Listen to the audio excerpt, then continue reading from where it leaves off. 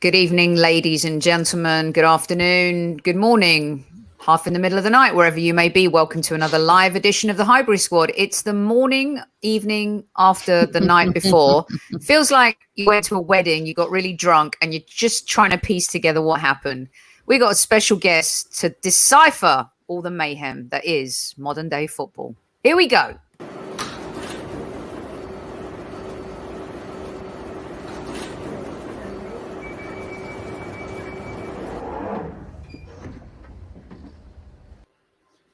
We benched Kevin for being late. He's actually not turning up at all, but we thought we'd blame him anyway, just Kev's because fault. It's all Kev's fault. Welcome back, PG Tips. How you doing? I don't even know where to begin. I need a show on my own. Honestly, the rants I've got, I'm good. How are you? I mean, you have a channel. You could go on and rant on your own anytime you want. We're all good with it. Let's just welcome our guest, shall we? And I say guest loosely because he is part of the furniture at Highbury Squad and the family. Mr. David Hillier, welcome to the show. A very good evening to you both. And I hope you are well and had a very nice day in the sunshine. Oh, we didn't have any sun. I didn't have any sun, though. You didn't have no sun? Oh, you're in London. It's just covered in like dust and smog and stuff, isn't it? Yeah. Yeah. Forgot about that. Pollution. Where are you? Are you in LA? I wish I was in LA. I wish I was. No, just down in the West Country. It's been a lovely day down in the West Country. So, yeah. Look at that microphone. It sounds brilliant. I mean, I'm jealous with my little thing. He's bringing it to a whole other level. It's pretty special stuff. Right, listen, there's a lot to talk about. Good evening to all the squaddies in live chat.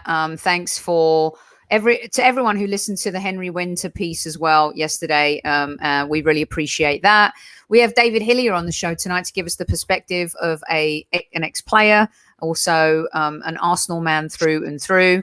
And of course, we can't do the show without you. So I really wanted to get started, PG, as I put some hello comments up with David and his thoughts on what's transpired over the last couple of days, how you digested it, Mr. Hillier, and what your thoughts are overall. Yeah, absolutely. Where do you want to start? I mean, it's fundamentally. Let's start with. Really.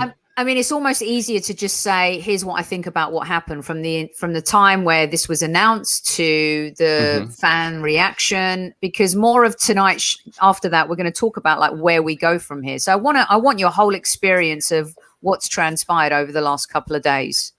Well, I woke up and obviously heard the news on Good Morning Britain. That's might as well plug them. And I had to check the date to see it wasn't the 1st of April. Yeah. One, because Tottenham were included in the top 6 clubs. And second, just because of how it came out of the blue. I mean, no one was expecting it. This is a major, major announcement. And to me, it seems like they've done no research. They don't know their market. You know, they've attacked a game that is for the working class person. It always has been, you know, from kids growing up. It's, you know, you can play this game with nothing on your feet and a rolled up sock. And they've decimated their positions, I think, in football because it's just about money. It's absolutely ridiculous to take these clubs away from their leagues. And the players have shown great resolve by, coming out and saying, we don't want to isolate ourselves from cup competitions and all of this. We don't want none of this. And like I said, it come totally out of left field. And I just couldn't believe it. I didn't think it was real. What's really interesting, David, for us too, is the fact that the poor, and we don't say this often, but my goodness, the poor managers who had to go and do pressers weren't even debriefed by their executive team, let alone the owners, thrown to the wolves, fans not informed, nobody informed in any way, shape or form. I actually felt sorry for Ole Gunnar Solskjaer. I felt sorry for Thomas Tuchel, Jurgen Klopp, Mikel Arteta, all having to face the Spanish Inquisition, you know, and literally thrown out there. What was your take on? I mean, to me, that was just a total disregard for even the people that bust their guts day in, day out to bring success to that club. Well, my first thought on that actual subject was that did Jose Mourinho get a little tip off of what was going on, and he didn't want no part of it. And so he had a row. Yeah. He had a row, thought he could get a few mil in his bank and just run away with it, which he has, and get out of it because he didn't want no part, which would, show good integrity from the man. Difficult for me to say. But as far as the other managers, it must be an awful thing. You're going into the place where you're basically in charge of all these players and you don't know nothing about it. You don't know that you've got to then front up, like you said, in front of the press and all of these people. And your first instinct is to go, obviously, as a player, and I reckon all the managers would have said, I don't want no part of this, but they can't. They're part of a club and they've got to go up and say something, haven't they? Yeah. I think the fact that the government stepped in so quickly and made waves, and it made waves through every community, really. I mean, for example, I went to a woman's house to do a little bit of work. She is so far away from football, you wouldn't believe. She wouldn't even be able to name 5 teams. First thing she talked about was, "Oh, do you see that? What's happening with football? How can they do that?" And she don't know nothing about it, and she knows it's wrong. So these poor managers put in that position. Shocking. Go on, sorry. No, I was just going to say, and the thing is, Amanda, these directors, owners, presidents of these clubs, they have all sorts of marketing executives, advisors, on everything. And how have they come to the conclusion that they could get away with doing this? Honestly, and the backtrack after it, all these apologies. Well, we'll get onto that later, but it's it's shameful. It's shameful. The thing is, Dave, interesting what you said. My 17-year-old hates football, won't discuss it, not interested, not one thing. He has not stopped talking to me about it because it's everywhere, isn't it? And it's so interesting to hear his take on it. He said, "Mum, how can they do this?" He doesn't really understand, but I'm like, they can't and they won't, and it's not going to happen. I was so convinced, Dave, it wasn't going to happen that I was like, then I went the other way and thought, oh my God, so it does happen. That's it. I'd already said that's me done at football, and everyone I knew had said it. The fascinating thing about all of this, we will get onto the apologies soon, is that all football fans of the top 6 came together. And you may joke about Tottenham being in it. Of course, we don't deserve to be in it. That's for sure. If you go on history, maybe, but not at the moment. And what they were trying to do was all about money and the fact that Madrid and Barca are in terrible, terrible debt. It would get them out of it if they went to a different global market. That's all it is. Forget me, forget Sophie, forget you as an ex-player, forget any of it. They don't care about any of that. But what they did not expect was what happened. It literally lit the fire. The whole country went mental over it. It was like COVID had been forgotten. No one was discussing that. From the minute, what happened was we were on a podcast, Dave, on Sunday doing it post Newcastle, and it broke the news. And Kev tried to explain it to me, and I really, really welled up because the way he said it, I'd not heard about this. It'd been muted years ago, but, it hadn't come in. I was so upset. I literally went on a rant. It was shock horror. But I was so upset. And then when I sort of started to learn more and more about it, they did not expect power of the people, power of the fans. They did not expect it. And every PR department in each of those clubs should be sacked. They are, and you're right. How did they think that? And I've not met, one fan I saw thought it was a good idea out of thousands. I still don't understand why I thought it was a good idea. But I think then the Gary Neville rant, which I'd like to get onto actually. Can I ask you, David, because Sky and BT have got a lot to answer for. I loved his rant at the time. The first rant he came out with, everything he said was brilliant. But then a few of my United friends said he's such a hypocrite. Look who he works for. Look what Sky did to football. Look what it's done to football. The rescheduling, everything about it. What did you think of? Because Neville and Carragher have been lauded, not by the fans so much, but by the media. What do you think about that? Well, I think there is, obviously a compromise for people that have a vested interest in their work and their company and what they say. And obviously these players have got a past with clubs, so they need to tread carefully, definitely. But they've got carte blanche on that program to make things, clash. It's part of it. You've got to have a for and against in it.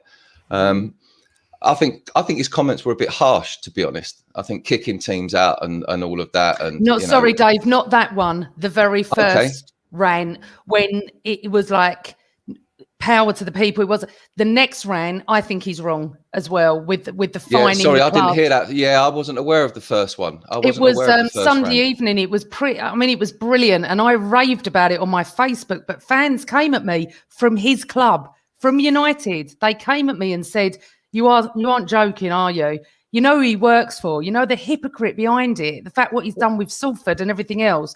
But I never realised that till after. Yeah, to give David some context too, he then went on to say, look, I made a lot of money from football. I benefited, from football. But he never talked about what PG's saying about why people came after him is that Sky and BT basically totally disregarded the fan, changed kickoff times to whenever they decided it was applicable for TV rights. So the fact that they pick and choose who they're going after, and then also why not also then batter UEFA and FIFA with all their corruption and all their crap. So I think that's why people were saying like what a hypocrite, but especially because of who he works for. Yeah, because of what the game's given him, obviously. Right. Yeah, I get that, but I still think that if you're someone like him and you're in that position and you're in the media, that's who he works for now. So he's gonna prioritize that. It's unfortunate because he's obviously well respected in the game, and it's stuff you don't really want to hear. It'd be nice if everyone could just be totally upfront and honest. I mean, if I had Gary Neville's though, I'd just be sitting at home watching football all the time, living the dream. I wouldn't be bothering commentating on nothing or doing anything because what's the point? I don't need that status. But he's got that position and he's got a character, and I think that's all part of it. But it's certainly the hypocritical side of it is a bitter pill to swallow. But we know how long you've been in football. How many times have we said they're hypocritical? Whether it's a fan, a player, a manager. It's kind of part of the game because we move around. We move between clubs. We move between jobs. And he's just moved on into the media. So that's what he's doing now. David, but the other thing too is, I don't like it when, and some people do, but I don't like it when Gary Lineker and Gary Neville and Jamie Carragher are so vocal about politics and they get stuck in all of that stuff. I'm not into that. I follow certain people on Twitter because I want to talk about football. Politicians don't talk football all day long, do they? And I think that, there's a bit of an exhaustiveness with a certain audience in terms of listening to them just sit from their mansion or sit from the top of their perch and preach about it. And also, it's so quickly how people have forgotten. I don't want to get stuck into all of this stuff, but it's the fans people need to be listening to. And yes, it's important that someone like Gary Neville came out and spoke like that. And Jamie Carragher, who I haven't forgotten that he spat in a girl's face, on the motorway at some point. I mean, people forget about things, right? So now we're supposed to laud them for stepping up. No, it's your job to be vocal. It's your job to step up. It's your job to do and say things that are always in support of the fans. It's your job to be, to call out even your own employer. Look what Jordan Henderson, look what the Liverpool players did. Look what Hector Bellerin did. I'm so pissed off that he's the only player at Arsenal Football Club who came out and posted something, unless I missed something. It takes a lot of guts. Now, Bellerin on the pitch, Amanda and I have said, no, he's done. He's just not great anymore. But the guy off the pitch, he takes risks. He says things. He stands up for people. And to me, that was a real kick in the face as an Arsenal fan, that we've killed Bellerin all season. And he's the only one that actually stood up and said anything? Because we know, don't we? So sorry, Dave. He's the humanitarian of the team. He always has been, hasn't he? I don't know what happened with exactly our what I was going to say. Yeah. He's got a decent heart, a decent soul, and I do feel it. I feel like upset when I criticise him, but football-wise, no, I don't think he should be in the team. But he's a wonderful character, and the vice captain came out. Where was our captain? That's all I'm going to say. Also, David, for people to be saying, "Oh, because he's leaving and he knows that." No, Bellerin has always stepped up and said stuff, whether he was having 3 or 4 years left on his contract, or 1 year left on his contract, or he's leaving in the summer. David, what's your thought on the player side of things? Because they were put in such a difficult position, but under Herrera, Bruno Fernandes, Marcus Rashford, Jordan Henderson, Hector Bellerin, you got to admire those players today, no? Yeah, absolutely. I mean, I would imagine there's more players in the squads that want to come out and say that. But like I said, maybe they don't feel that they can within their position. They don't want to disrupt things, which is a shame. But fair play to those players. And what that says to me is that they're playing the game for the game. You know, they're not playing it for the rewards. They've already got the rewards. They're already okay, but they want to enjoy the rest of their days playing football for the reasons they started playing football, and not to be driven by money. So they feel comfortable in saying something. And yeah, 100% got a lot of respect for Hector. It's nothing to do with him being finished at the club, because he might not be finished. You know, if Arteta goes at the end of the season and someone comes in and fancies him at the start of next, then it's all changed. And I don't think that's anything to do with it. But he is, like Amanda said, he's got a good heart. He might have a few misgivings in the team at the moment, which is why he's not in it, which is fine. I can take that. But as far as this situation goes, I think you've got to say something. And the more players that do, the solidarity will be confirmed within their team. And it could help Arsenal if 10 of them come out, 12 of them come out with the position we're in, Europa. It could bond them for that period. You just don't want it to pull them apart. That's the thing, because it's an important time for some clubs this part of the season, and it's a big disruption. It's a big distraction away from the real thing, from the football. And we've got to be careful that it doesn't impact on that. It's been a tough enough season anyway, with no fans at the grounds, no one to appreciate the effort that's being put in by the clubs to get games on. Just to get them on, the logistics of it is so much more difficult now, and it's difficult for the fans. And all the fans are still providing money. Season tickets are still being paid. People ain't getting off lightly. There's a lot to answer for. So 100% respect to these players for coming out. More should do it. However, I think when we talk about the apologies, I think it is best to just say, look, let's blame it on those people right at the top. They made shit decisions. They was really badly advised. How they think they can get away with it, I don't know. That people are even making the excuse of this. Oh, most of them are run by Americans, and because of their major league sort of schemes, no relegation, no promotion, maybe they didn't understand it. Bullshit. Don't tell me that. They understand the most complicated business markets in the world. How can you not understand how our league runs? It's got competitions. So that's bullshit, all that. It is totally.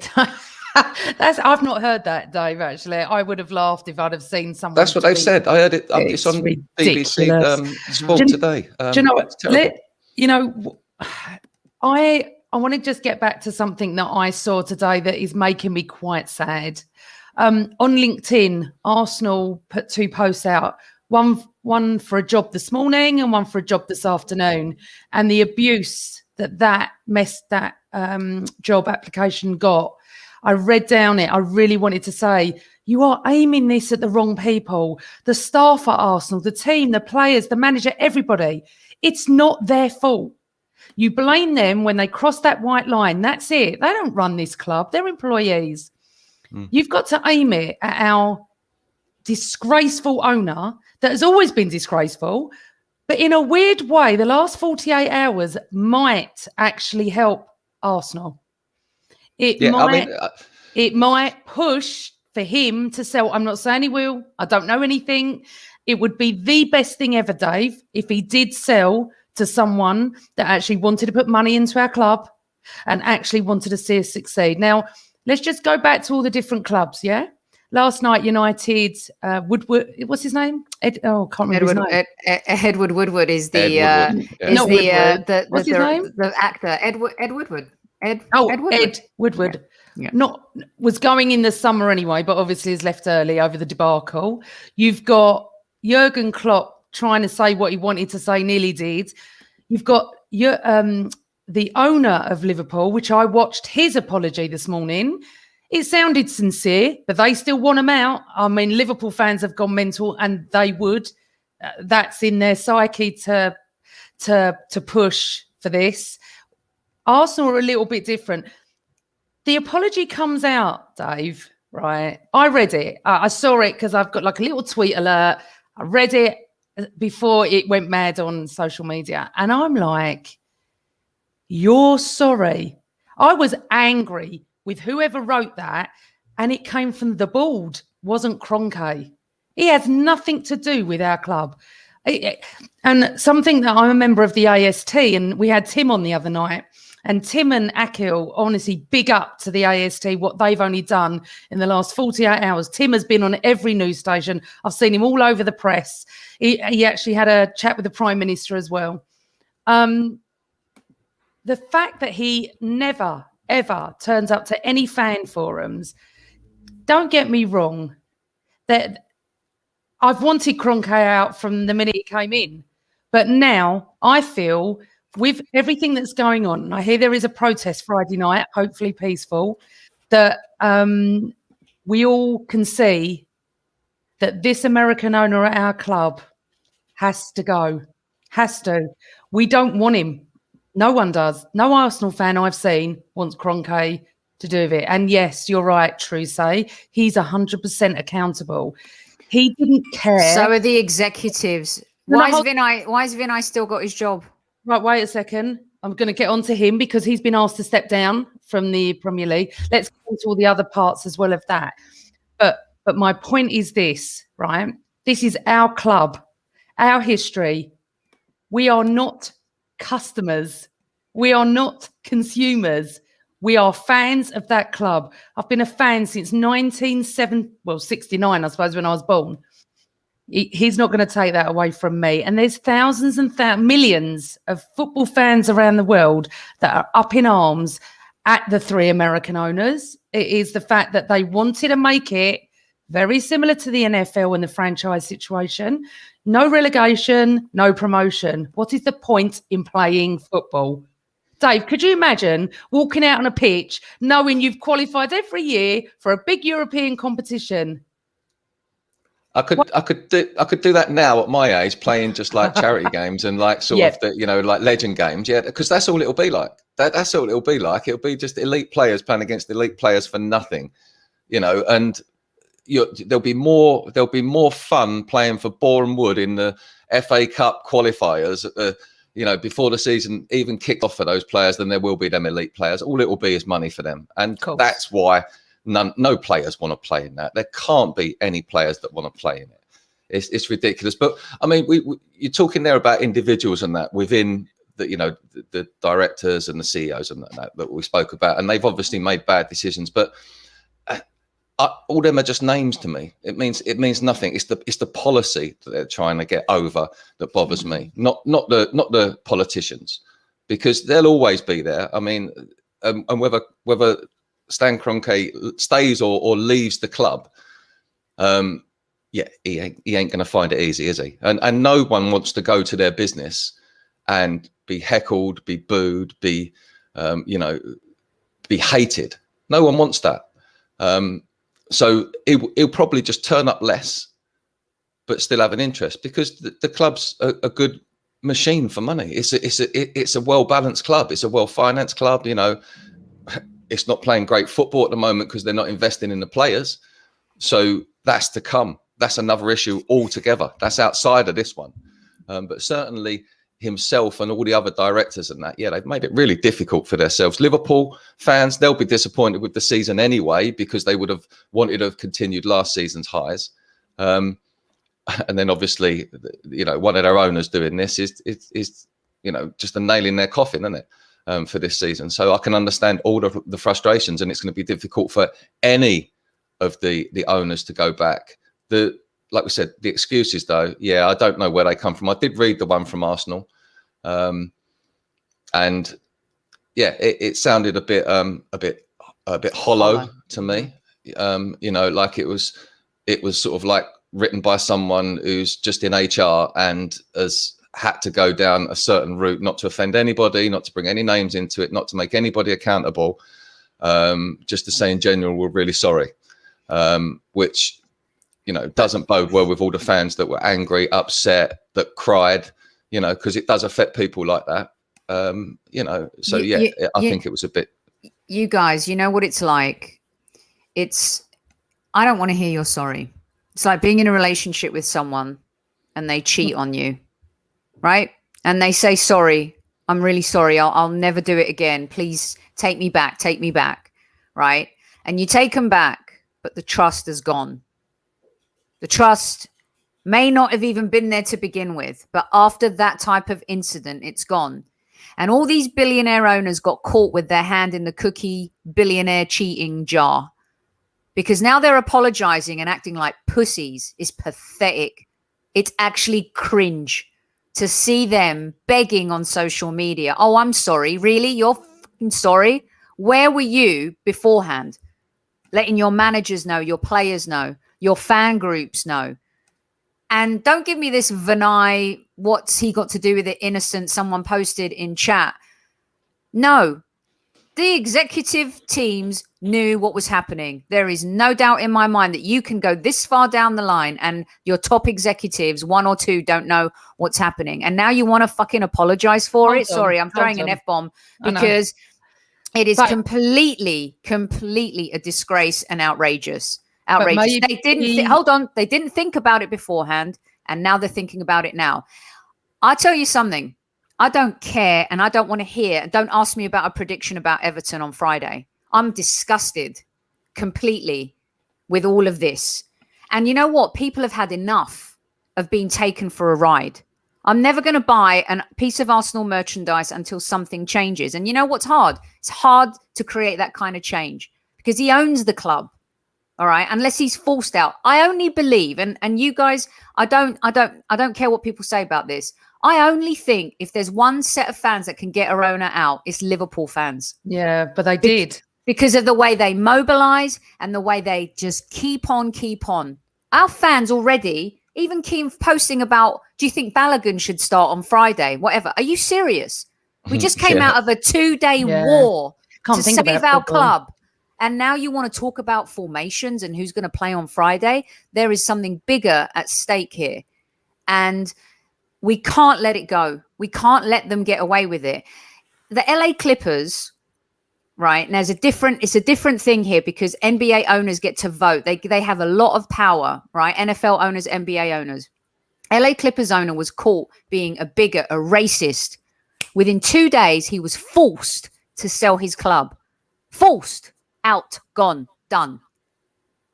Now, I don't know why we can't do that. We need the rest of the Premier League teams to force the hand here, to get these owners out. It's the only way it can happen because the fans can't do it by themselves. Yeah, well, in fairness, they haven't been bigots or racists, have they? This is a poor business. Yeah, this is just a poorly handled situation with no feeling, no care for the fans. This is what this is about. It's no care for the players. The players have already been under scrutiny over the last few years for their ever increasing salaries. People, I'm going slightly off kilter here. Amanda said earlier that she's only spoke to one person that wants this. I spoke to a guy across the road, right, from me, and he loves football. He's an older gentleman, and he come out with that. He thinks it's really good. He said, "There's too many mediocre games in the Premier League. Who wants to go and watch Sheffield United play Manchester United?" And I thought, how disrespectful is that to every Sheffield United fan, who dreams about, making their way to play these big teams, and then he says to me, but there's too many overpaid players in Sheffield United. They don't deserve that sort of money. And that's the players have had to deal with that over the last few years. Yeah. So we've been talking about constantly, well, he ain't worth the money. He ain't worth that. He ain't worth that. Why does he get 120 grand a week when he has a few bad games? We're straight on him for the money. And then the owners put them in this position where do they come out and call them out and say, look, I don't want to play in the Super League. I just want to play football. So they're putting it back on the players again. So, yeah, it was without telling anybody and doing it all secretly. They have shit on everybody, basically, below them. So the natural thing would be to, try and get them out. Everybody would want to do that, but I can't see how you do it. They own the businesses. They've done nothing illegal. No. So it's a really difficult situation. And I don't want to be going into next season, going back with fans and that, seeing banners at the ground, just hounding people. I'm going there for football. Even though I'm going to watch or work or whatever, I want to watch a game of football. I don't want to watch all that shit. I don't want to get involved in that. I want it to be done. And so a compromise is going to have to be made sooner or later. So I kind of understand the fans that are saying, like, I just want to think about the game on Friday, and maybe it's a distraction. Maybe they're just plastic.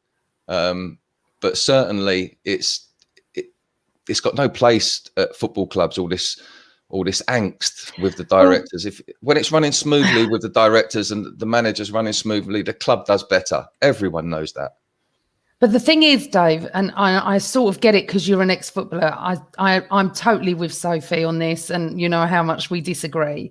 I can't even think about Friday night. I'm so angry, not angry with the players. As I've said time and time again, with our club. I love Arsenal. I can't stand the owner. There is a slight difference there. But to have the... I can't even tell you how angry I was reading the apology. And normally I'm quite naive with things. I believe everything I read. And I'm like, oh, isn't that nice? I was so angry. I hadn't even spoken to her. It literally just came out and I was reading it.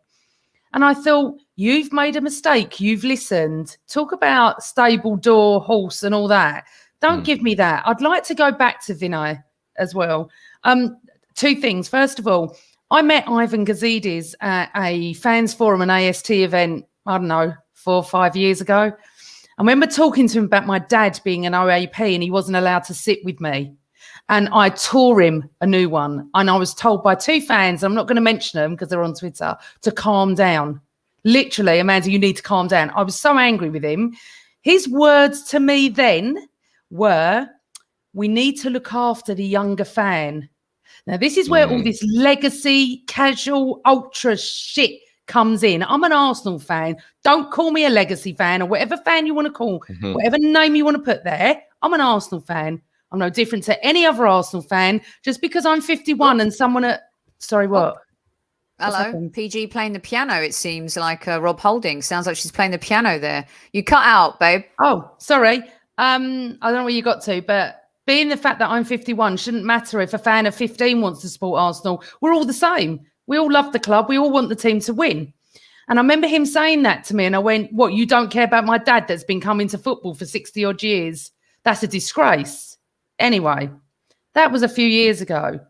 Then I met Vinay was at another event and Raoul was there and I was chatting to them. Raoul just said what I wanted to hear. Now, with Vinay, he seemed really decent. And I think that, do you think he even had, Mike, do you think he even had a say in what Kroenke wanted to do? Do you think he could sit there and go, no, I don't think this is a good idea? We don't know one iota if any executive said, no, we shouldn't do this, and they were overruled. We don't know anything. So before we all go for Vinay, we just need to wait a little bit on that. That's how I feel. Now, the fact that Arteta was the first one because a game just finished and it was thrown at him. What a thing to do to your employee. How he must feel about a club. I mean, God knows he's come in at the worst time anyway, and we aren't playing well and stuff. Dave, I don't know how we go back as season ticket holders in August. If he's still there, Kroenke, you're going to have the banners. I'm sorry, you are. No one's going to forget this. This isn't going to just go away. We've got fans of each club. We all feel the same. You've now got the Premier League are still having another meeting with the rest of the 14 other clubs. I don't misunderstand me in the fact that when I say I don't want banners and that what I'm saying is that just spoils my experience of going to a football match. But I fully understand and respect that is what people need to do. And that is what will happen, which is what I'm saying is, how do you as a owner go to your business when it's like that? So it may he doesn't come to the stand. He doesn't come. So he doesn't care. He's never there, Dave. Do you think he cares? God. No, I don't think he cares. I think he probably looks at the share prices and just makes sure that the holdings are and it's all balanced and it's working its way. But he is a businessman. He is a businessman. But he's bought a business that is closer to people's hearts than any other business. It really is. You know, when you tap into someone's DNA like yourself, that's what he's doing, and that's what's not being appreciated here. That's what's not being appreciated by not cascading the information down correctly. You know, going through the supporters clubs, through the associations, FIFA, the FA, informing all of the European leagues that this is a process that they're thinking of doing, and you know, getting a feel for it. He still would have got hounded for it, because it is what it is. You know, it's a beast at the end of the day, and it's just going to consume something that's unnecessary, and you know, I think it will just peter off. One of the excuses today was made by, I think is his name Perez, who's one of the European club Florentino Perez from Real Madrid, mentioned about the young fan, you know, engaging the young fan, and it's not just about the young fan. You know, there's plenty of 30, 40, 50, 60-year-olds that are going to watch football for another 20, 30, 40 years. You know, so it's about everybody. He was talking about shortening the game. Clips. He was talking about the game may not have to be 90 minutes. We have to take care of 16 to 24-year-olds, and that's where my lid was flipped. Yeah, go on, because I want to get on to UEFA as well a little bit. Sorry, I just want to say, but that is exactly what Gazidis was getting at when he was speaking to me. There was a group of us, and I don't know if he thought I looked younger than I was, but I literally tore him a new one, and I went, do you know what? I've been here longer than you. I was at Highbury. Where were you? I said, you know what? It's disgusting. And that's why people kept saying, calm down, Amanda. No, I'm not going to calm down. I'm sorry. My dad has been going since the 60s. There's plenty of other people that have been going earlier than him as well. Yeah. And it's about when he says it's about the fan engagement, right? And he talks about the fans with the media. All the stuff they put on the websites, all these clubs, it's little 15-second clips of fun and games and propaganda shit. Yeah. When most of us, I think most of the supporters would like to have listened to a 15-minute interview with the manager about what happened in the game, or a breakdown of the game, or, you know, some proper analysis. I don't want to see players fucking around, you know, doing stupid little quizzes with each other in the dressing room after.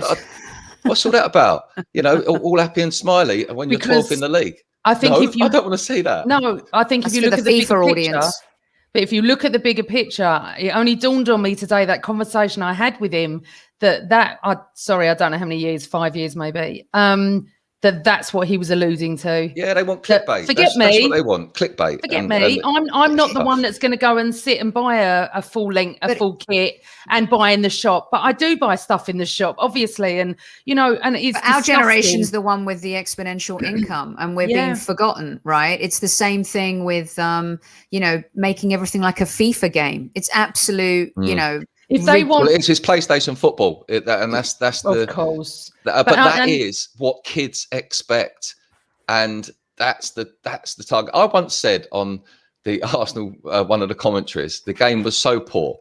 I once said if one of the Arsenal or, you know, one of the club representatives went down to the little children's section at the front and said, look, you know, we're not winning the game yet, it's 0-0, but you've got a choice. We can lose this game 2-1, but I'll put you on our Twitter page with your picture, or we can win the game 2-1 and you won't be involved in any of the media, how many of them kids out of 100 would take it? And I said, I reckon 95 would have their picture on the Twitter and Arsenal lose. And that's social media. They just want to be out there, to be seen. And then, it's all about the little clicks, and that's where the numbers are. But that's not for week in, week out football. That might be for the media and the bits and pieces on the outside and all the IT stuff and the web stuff. But please, you can't change the fundamentals of the game. 90 minutes each way. 45 minutes each way. It's always been the 3 cup competitions, league competitions, relegation, promotion. That's football. That's what we get in the game for. Dave, it's interesting because we see now the Man United chairman's gone. Andrea Agnelli, who owns Juventus, he's a $10 billion heir to the Fiat empire. He stepped down as president. There's more to come. I think this is just the beginning of everything. And I think what's happened here is people have spoken, like fans have made their voices heard, and they've exerted power they never even thought that they had. The way this came and went so quickly, because at the end of the day, all these numpties realize that without fans, you've got nothing. If we're not buying your shirts, if we're not paying for tickets, if we're not paying subscriptions for Arsenal TV, if we're not doing all of these things, where is the club? And I do think, and I don't want Arsenal to crumble, right? But we have to change something, because it's been 15 years of a downward spiral. We're not competitive in the Premier League anymore. We're a cup team at best, and we've lost our DNA. We've lost our culture. And this is, to me, there's meltdown, breakdown, rock bottom. I think we've hit rock bottom with these owners. And so we have to keep that machine going. But what I wanted to touch on and swing back to is, as bad as the owners have been and as duplicitous and greedy, the Premier League, UEFA, all of them. And Dave, I wanted to get your take on this, but I'm going to play a video that Super Kev sent for the 3 of us as well. So I'm going to play this first, and then we can have a chat, because some people think that this was all to do with getting more power in the Champions League and TV rights, etc. So let's just hear what Kev says about this, and then we can go from there. Hi, Soph. Hi, PG. Hi, Hills. How you doing?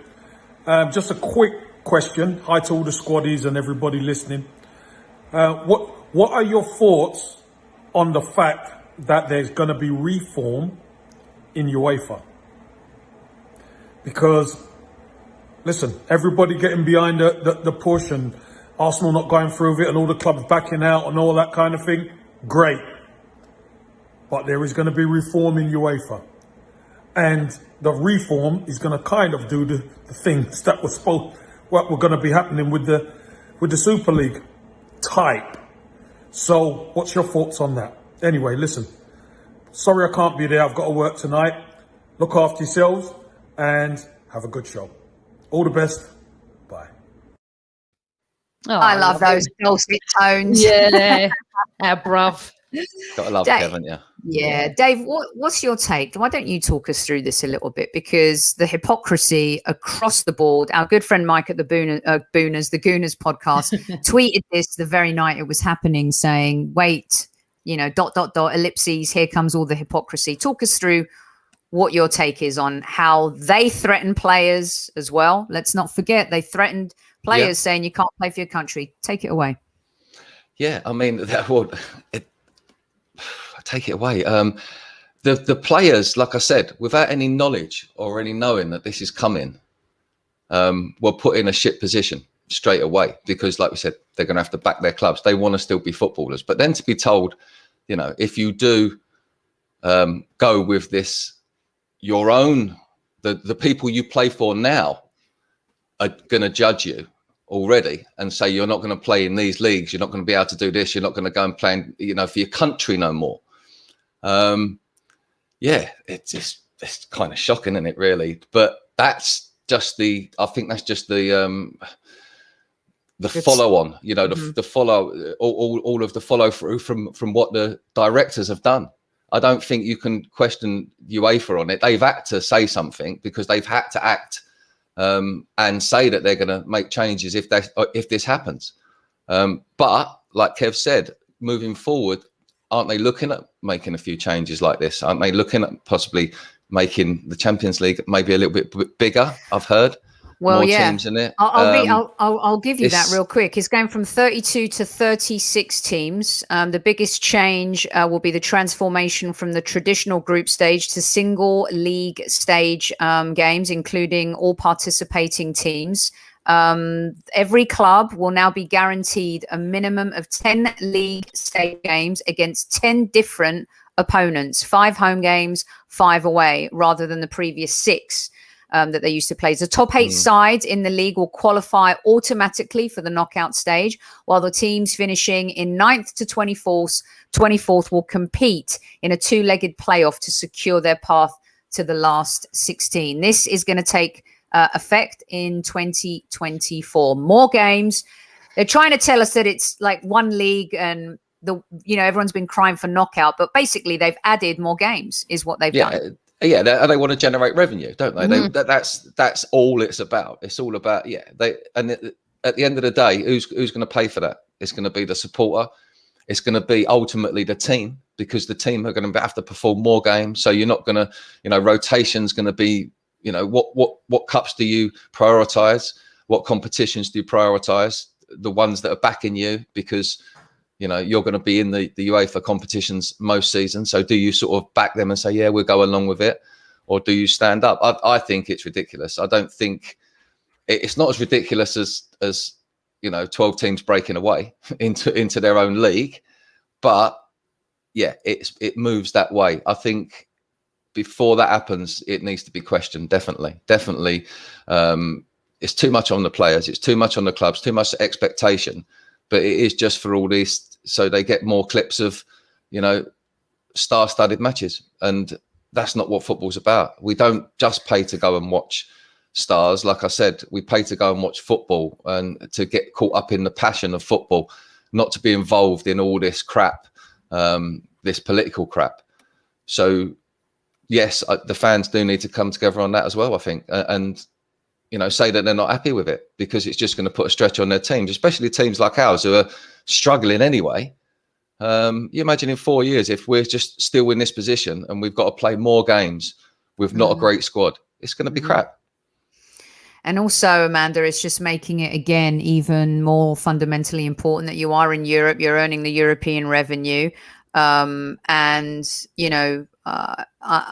us, it's another tricky situation, because we may or may not be part of that in the near future. I mean, who knows with regards to Arsenal Football Club.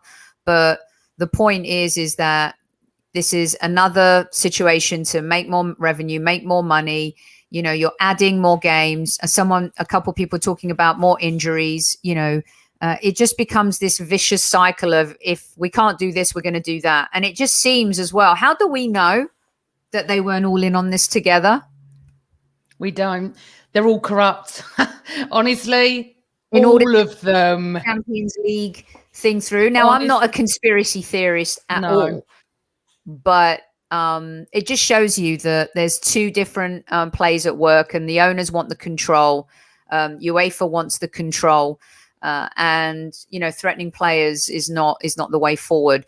Let's talk about the things that we may or may not be able to control, and that is where we go next as a fan base. There's a protest happening on Friday ahead of the Everton game. We've loosely touched on that.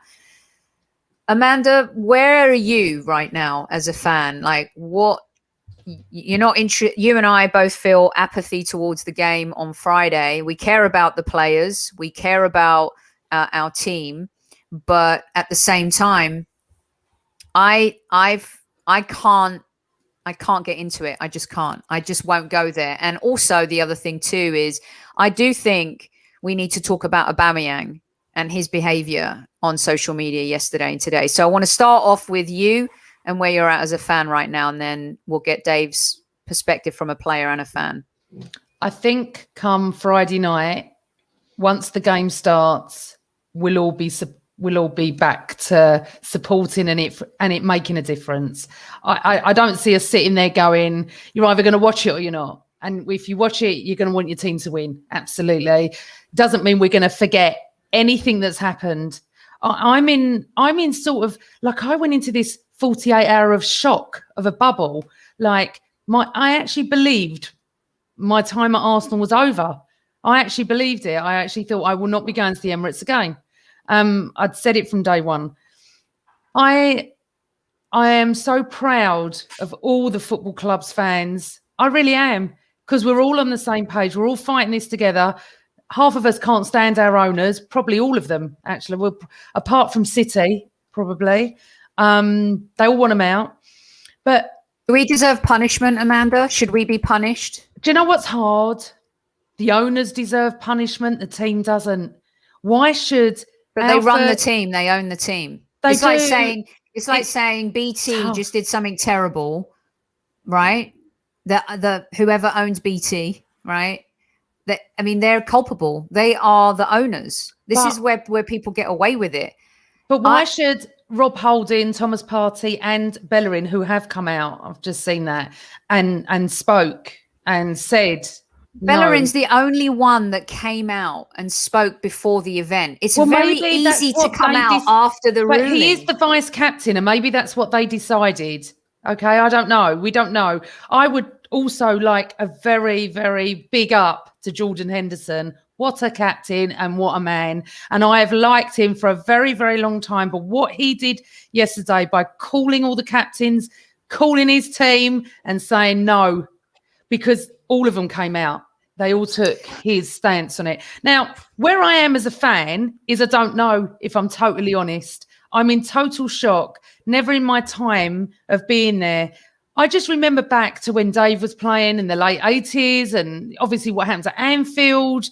And then I've always said it, and I said it then. When Roman Abramovich walked into football, when Sky took over, when the Premier League formed, it's all changed. It just wasn't as bad as this. The problem with Abramovich, he brought the money in, he changed the playing field. It was never level.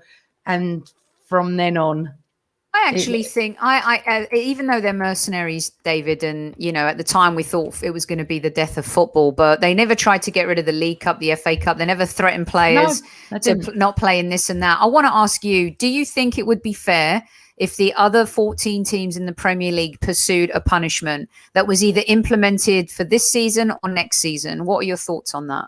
A punishment, but based on what? No one, like I said, no one's done anything wrong. No, really. That is the problem. Well, they tried. There was a military coup. It was almost a football coup. Yeah, but it didn't cross no lines, did it? It's business, so it's not affecting. It didn't affect anyone's income, livelihood. It wasn't. There was no deal done.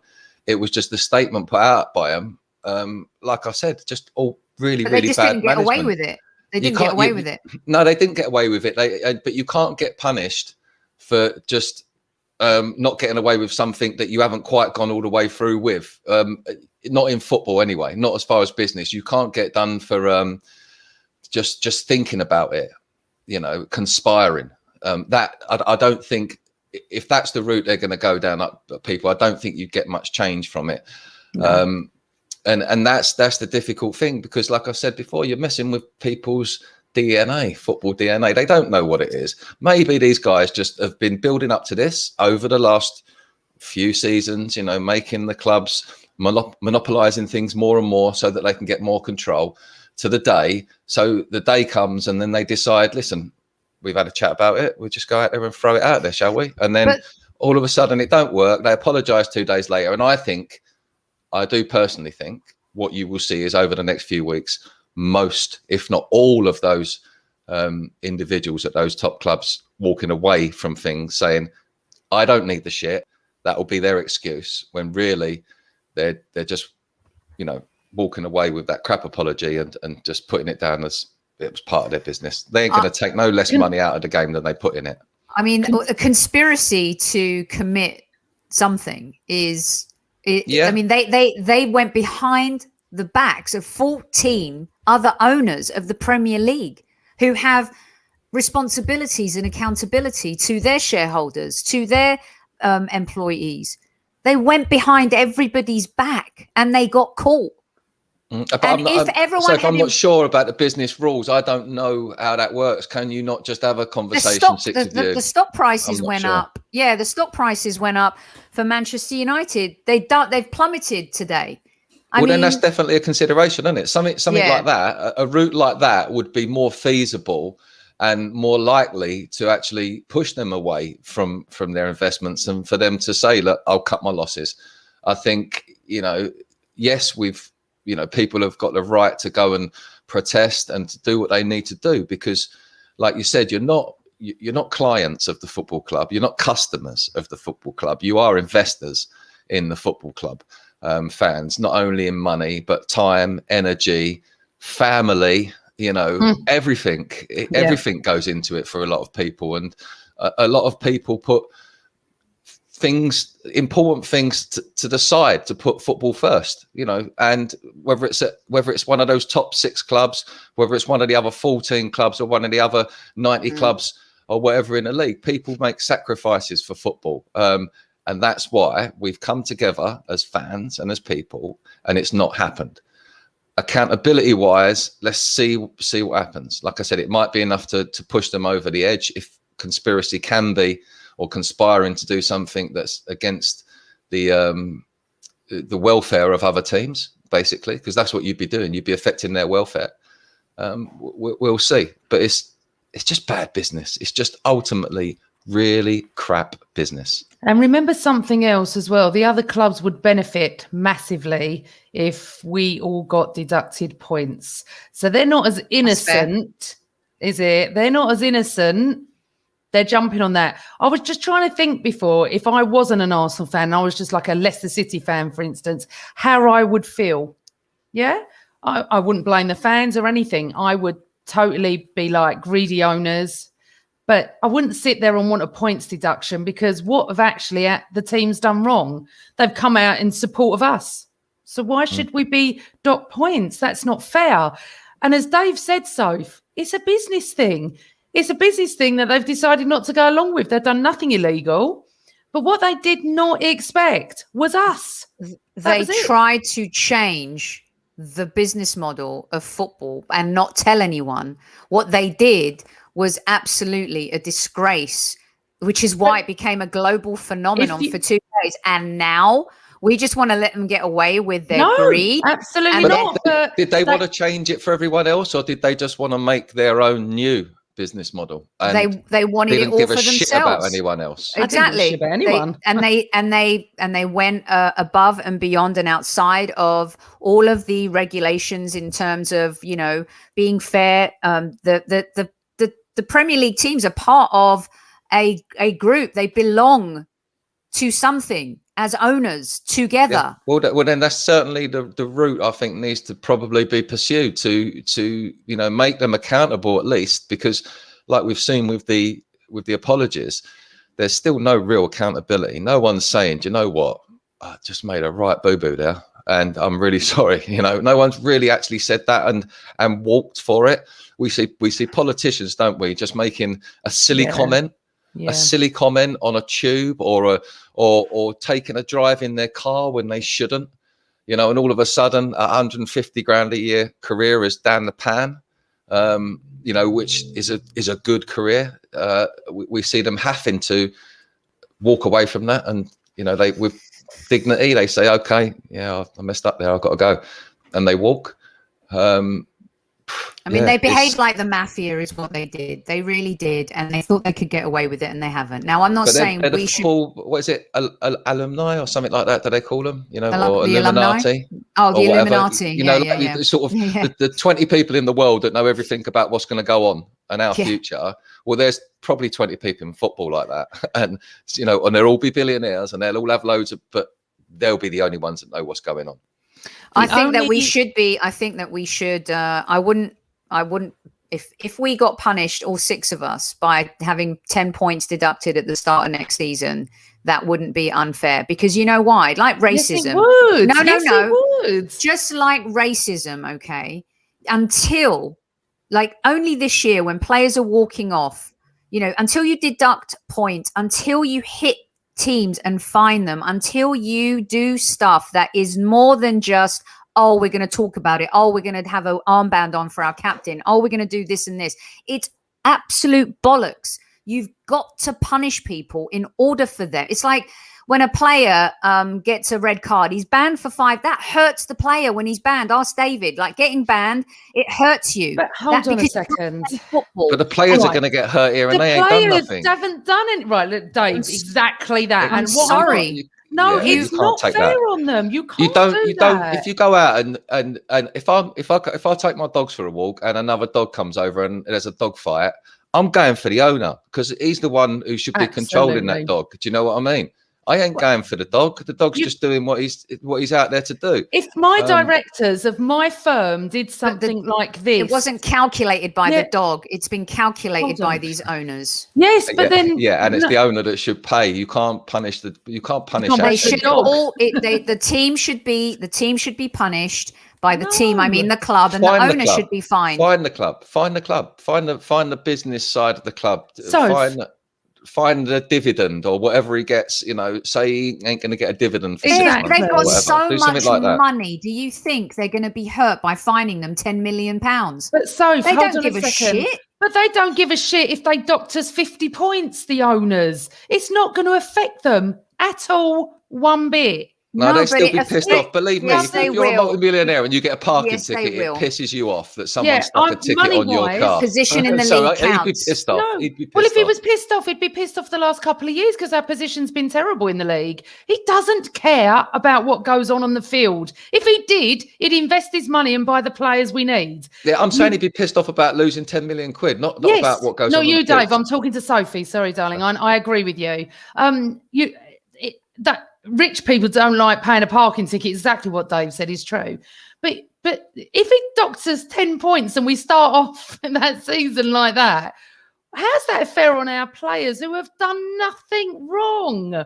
This is not a player. This is not Mikel Arteta. This is not any of them. This is not the staff at Arsenal. Doesn't matter. The custodians of the club let everybody down and they should be punished for it. But you're going to punish all the wrong people. Excuse me. That's the problem. You're not going to punish the directors. They couldn't care less. They're still going to pick up their wage. Half of them probably aren't even Arsenal fans. Yeah, I've got to say, I'm not going to totally 100% disagree with the theory that what Sophie's talking about is that,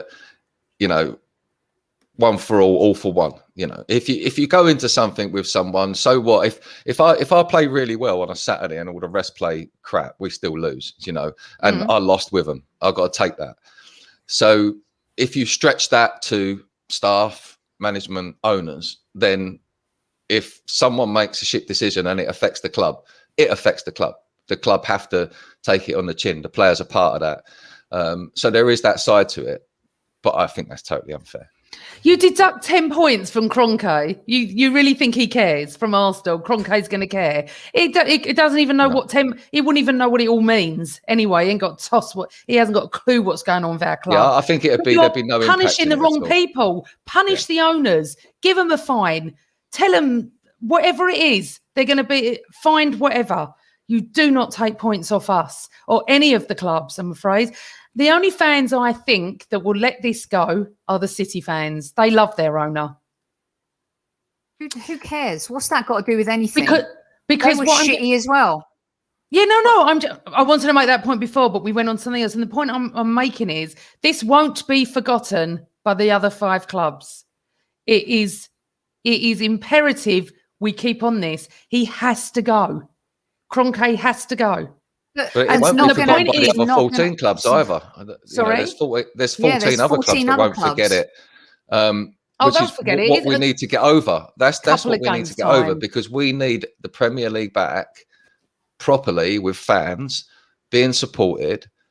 And if the fans in those initial few games are going to have a big voice to express their feelings on these matters, then brilliant. That's what we need at the start of the season. This comment by Stephen Paul. Small clubs have been deducted points for debt, for having debt and mismanaging a business. What these guys tried to do was rob everyone blind without telling anyone. Hold on a second. What we did is so much worse. No. And you know what? The arrogance of these clubs, knowing that they're going to get away with it and they'll probably have to pay a fine, just shows you that this will happen again and again and again. And like I said, unless you come down hard on people for inequality, for racism, for bigotry, anything, it will continue to happen. And I don't want my club to be deducted 10 points. But if we were, serves us right. Right. But the point is they got into debt. That is a fact. They got deducted for that. We went along with a business decision and we didn't even go along with it in the end. So it's not a fact. PG, please don't No. do that. Oh, But it's please. not. It's not, though. We haven't actually done anything wrong. To get into debt when you're a football club is something wrong. And they know that. It's in the manual. It's in the handbook. You get deducted points. I'm sorry. Rangers. Great point as well. Great Rangers. Totally. They went down 2 leagues because of what they did.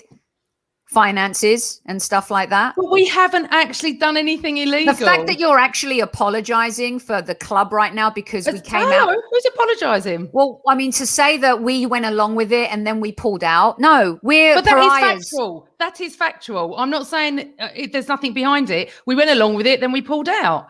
So man. all I'm saying is you're going to deduct points from a team that Conte couldn't care less about. No. What do you mean? It's who cares? Whether he cares about it or not is irrelevant. The action he's happened. the one we should be punishing, not the team. What have they done wrong? I'm loving this, girls. This is great. This is like I could sit here and listen forever. Well, look, I've got to jump in a little bit. Yeah, go on. And you both got really good points, right?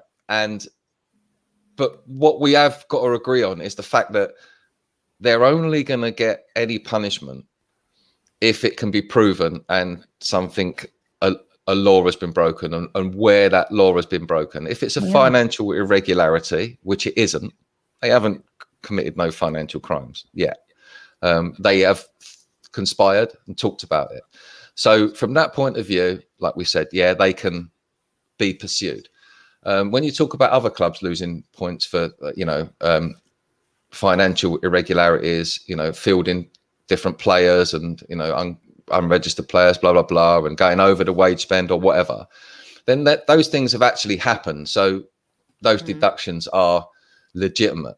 Now, if it's deemed that we lose 10 points at the start of next season for that, and all those 6 clubs did because of financial irregularities, then so be it. We take it on the chin. However, like Amanda said, that does not affect Kroenke or any of the other. And he's the one that should be punished. The points are not. The points are not a problem for him because as long as we stay in that league, and even if we go out of that league, he'll just sell it and move on. It won't affect him. But maybe the personal, trying to hit him personally in business, or these people for their actions, stopping them from doing business elsewhere, maybe banning them for a little while. I don't know.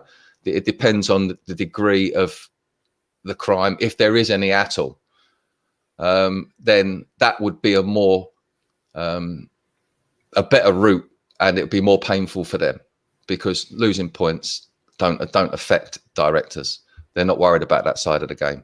They don't worry. It will only affect the players and the fans, club, the fans, and ultimately it'll affect the league. The way the league pans out and the way teams play and perform, and it won't be a true reflection. Yeah, we could talk about this all night long, as Lionel once sang. You know what I'm saying? I will say, if we have broken any rules, then yes, we should. We be have. Then if we have, then we'll see, won't we? We will see because they're not going to leave this alone. No, Don't think people are going to leave this alone. It's ongoing now, isn't it? The government have got involved, and someone's going to be making money out of this. There'll be lawyers everywhere. So someone will be pursuing it. It will go further, but we've just got to think about what we need as a football club, and we need to get back on it on the pitch. We need to get some of our players back together. Oba, our captain, we was going to have a little chat about him. Can you just give us a word on him too? Because I love MK too. Just ban Glazers, Henry, and all these other owners from owning a sports team in England. Yeah. Just do that. Dave, what's your take on Aubameyang? Before we go, I really would love your take as a player, if he was captain, being in the dressing room with him. Can you talk us through him a little bit? We know he's had some issues this season. What's your take?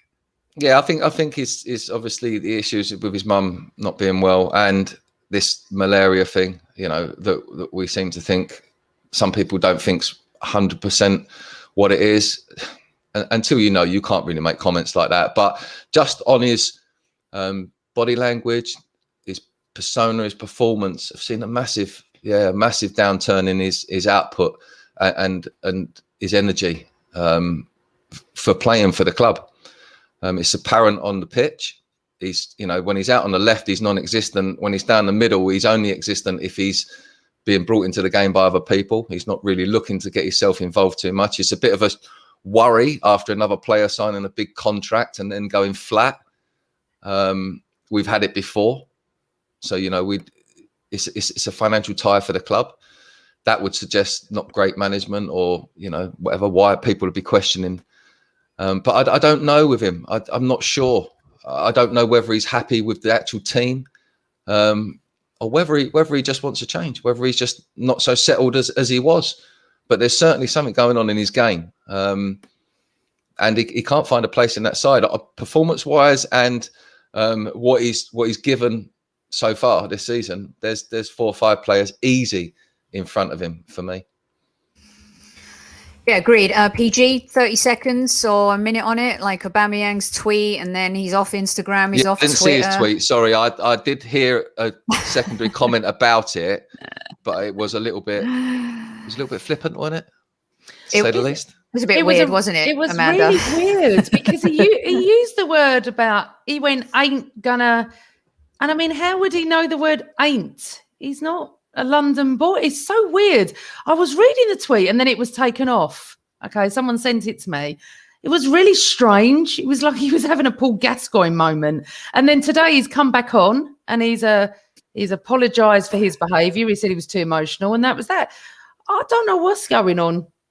I don't understand it. Maybe he had a fever. His malaria kicked back in, and he just maybe he was a bit delusional or something. Yeah. But I don't know. But I'm upset because I wanted my captain to come out, not the vice captain. But I did ask where he was last night, and then found out that he was off Twitter. Then he went back on, and I really didn't understand about COVID. I didn't really understand it all, but look, it's just a horrible. We're all in a horrible position at the moment as Arsenal fans, Tottenham fans, City fans, all of us. We're just in a horrible position because it's like we're hated now by the rest of the clubs. And again, like the team, us fans have done nothing wrong. If anything, we've done everything right. We've all gone against it. And as you saw Chelsea fans last night, football is nothing without fans. Yeah. Nothing at all. And they're going to learn that. And that's what they did. See. I mean, it was just interesting that I don't care what he tweeted so much as like, why go off Twitter and then come back on? And it's just been a bit erratic. And I just think that let's just take away the captaincy from him to ease him of that pressure and let him play football. Yeah, I don't think his head's not in the right place at the moment. That's apparent. And we need, you need to get that right, that balance right. So just sort it out. It ain't like we're missing him in the team.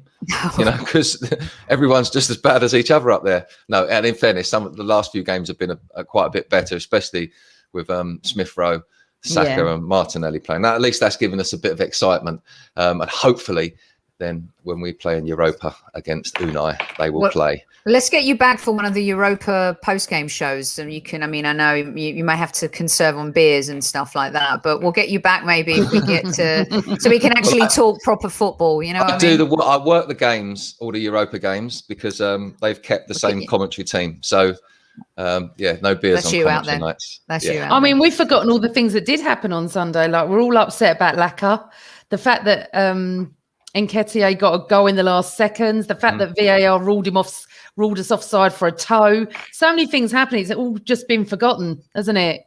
And unfortunately, it's been forgotten for the wrong reasons. The right reasons are Friday night on that pitch, we all support Arsenal. Well, it won't be forgotten, though. I guarantee no, it won't be forgotten. For 90 minutes, we need to forget it and we need to support our team. All of us do. Listen, like Carl says, and everyone, we don't ask for a tip at the club. We just ask that on your way out, you hit that like button if you hate Tottenham and if you don't like Stan Kroenke, or should I say hate Stan Kroenke? We got a new one now, Amanda. We got a new so one. many. If you hate the we Super got a new League, one. if you hate Kroenke, Yeah, lots of love coming in for Dave as well. Yeah. And look, just a reminder of who we once were, and that we're not a bad club because of our history and where we come from. So here's something to cheer you up tonight. It's up to you. I'm not asking you to buy any merchandise, but here's what we do. We have our sponsor Football Prizes, and I am going to share with you that this week's signed montage is by Mr. Lee Dixon, Tony Adams, Steve Bold, and Nigel Winterburn. Nigel Winterburn. Dave could tell us a few things about these four fellas. That's well worth the ticket price, $4.95. That'll be in my book. Yeah. When I'm about 90 and they, they can't come and kill me. I can't wait to read your book. Yeah. So go over to Football Prizes. These are legends. This is the club that, we loved, and the club that has given us so much history and beauty. And these players keep just staying in our hearts because how special they were. And Dave, you can go buy a ticket, but something tells me if you wanted to get them to sign something for you, you could just pick up the phone and do that. I think I do. I normally take a picture every time I know I'm going to work with someone. Like I've got a few, me and Nigel, I've got signed nice. Yeah, I've got lots of them lying around. Yeah, no, good guys. And like you said, unfortunately, we don't have as many characters in the game now as we did back then. But that's the nature of the business. And like we said, this whole show's been about business, hasn't it? So football changes. Let's embrace it, but let's not stand by and get shit on. Perfect. Absolutely. Okay, make sure you hit that like button on the way out. Thanks to David Hillier for joining us. You can follow him at Dave Hillier with 3 R's on the end, right, Dave? Two R's. 2 R's. Yeah, just the two. You promoted me. I got 3 R's now. I actually tweeted you saying got the right name for a change. I was quite impressed. And then we'll have you back towards the end of the season where we could talk about football. How about that? And we're not talking about business and all this. Absolutely. Yeah, I've got. Hopefully, I know a bit more about football than I do about business because it's brilliant stuff. Above me that. Yeah. All right, PG, let the troops know. I will be back tomorrow night with a fan round table where we talk about stuff. We've got a Liverpool fan, a Tottenham fan, a Manchester City fan. We have a fan from all of the top six, the 6 military football coup attempted clubs in the Premier League. So you won't want to miss that. 8:00 tomorrow night. Some really great folks coming on just to talk about football and what it's like to be a fan in the modern day game these days. PG. Right. Thank you, Mr. Hillier. Always a pleasure. And our squaddies love you. So thank you so much again. Becoming part of the furniture, which we love. Thanks, Soph. It's been a hell of a 48 hours. I had a day off today. I can't wait to go back to work to stop talking about this. But thank you all for joining us. I cannot believe that you have not hit the like button. If you don't like Tottenham and if you don't like Kroenke, what are you waiting for? So thank you, everyone. It has been a tough couple of days for us football fans, but power to the people, that's for sure. We managed to get it overturned. So stay well, stay safe. Always Arsenal and never the Super League. Never.